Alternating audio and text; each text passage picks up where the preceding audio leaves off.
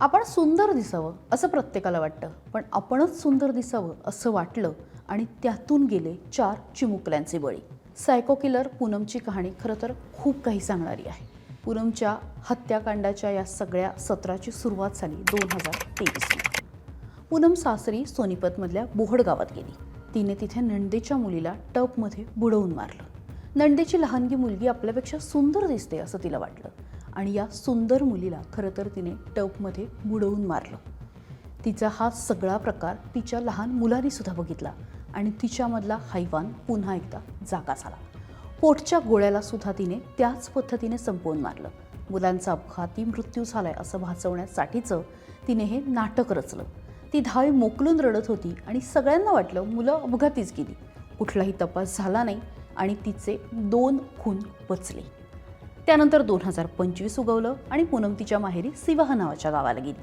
भावाची मुलगी जिया तिच्यापेक्षा सुंदर होती. तिला बघताच पूनमचा पुन्हा एकदा जळफळाट सुरू झाला. आपल्यापेक्षा ही मुलगी सुंदर कशी असू शकते आणि खरं तर सगळेजण हिच्याशी का बोलतायत, हिला का जवळ घेतायत याने तिला पछाडलं आणि तिने भाचीला मारण्याचा कट रचला. रात्री झोपण्यापूर्वी भावाच्या मुलीला तिने प्रेमाने जवळ घेतलं. ती मुलगी सुद्धा विरघळली. तिने आईवडिलांना सांगितलं की आज रात्री मी आत्तूकडेच झोपेल आणि त्यानंतर त्या निरागस मुलीलाही पूनमने मारून टाकलं. रात्री 2च्या सुमारास पूनम उठली. तिने जियाला कडेवर घेतलं, तिला गोठ्यात नेलं आणि तिथे असलेल्या हौदामध्ये बुडवून मारलं. पण हा सुद्धा एक अपघात असल्याचं लोकांना वाटलं आणि त्यांनी त्याकडे दुर्लक्ष केलं आणि त्यामुळे पूनमची हिंमत वाढत गेली. दिवस 1 डिसेंबर 2025. एका लग्न सोहळ्याला ती गेली होती आणि तिथे तिने 4थी हत्या केली आणि तिचं बिंग फुटलं. तिला अटक झाली. या लग्नामध्ये तिने 6 वर्षाची विधी बघितली. गोड गोजिरी विधी. सगळेजण तिला जवळ घेत होते, तिचं कौतुक करत होते. पूनमला हे सहन होत नव्हतं. ही माझ्यापेक्षा सुंदर कशी, हिला सगळेजण जवळ का घेतायत, हिचं कौतुक का करतायत.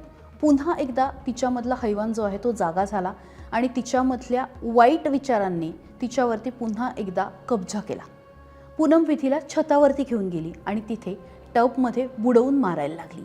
यावेळी विधीने सुटण्याचा प्रयत्न केला. दोघींमध्ये झटापट झाली. पूनमचे कपडे भिजले. विधी मात्र गेलेली होती. विधीची हत्या केल्यानंतर ती धावत पळत खाली आली. तेव्हा कुटुंबातल्या लोकांनी तुझे कपडे कसे काय भिजले असं तिला विचारलं. तेव्हा तिने प्रत्येकाला वेगळी कारणं सांगितली. म्हणजे कोणाला सांगितलं कपडे चुकून भिजले, कोणाला सांगितलं पिरियड्स आलेले आहेत. प्रत्येकाला वेगळी कारणं सांगितली आणि तिकडे थोड्या वेळाने विधीचा मृतदेह पाण्यामध्ये टबात सापडला. बरं, तो टबही इतका लहान होता की त्याच्यामध्ये बुडून मरणं शक्यच नव्हतं, कारण विधी 6 वर्षांची होती. त्यातच सगळ्यांना पूनम भिजल्याचं आठवलं आणि मग तिच्यावरती संशय बळावला. अखेर CCTV चेक करण्यात आले आणि त्याच्यामध्ये पूनम जाताना आणि येताना दिसली. सुंदर दिसण्याची आवड ही तिचा हट्ट बनलेला होता आणि त्यातनंच हे सगळं तिने केल्याचं पोलिसांना सांगितलं. अर्थात मात्र हे मागचे 3 खून तिने केले हे पोलिसांना कधीच वाटलं नव्हतं. पण जेव्हा तिची सगळी तिच्याकडनं उलट तपासणी घेण्यात आली तेव्हा ती पोपटासारखी बोलायला लागली आणि तिने या 4 हत्या केल्याचं कबूल केलं.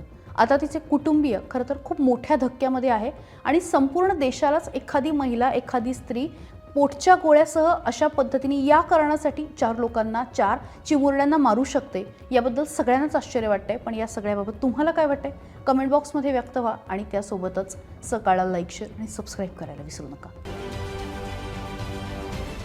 महाराष्ट्रातील सर्व बातम्यांचे विश्वासार्ह व्यासपीठ सकाळच्या सर्व सोशल मीडिया प्लॅटफॉर्मला लाईक, फॉलो आणि सबस्क्राईब करा. तसंच सर्व नोटिफिकेशनसाठी बेल आयकॉन प्रेस करायला विसरू नका.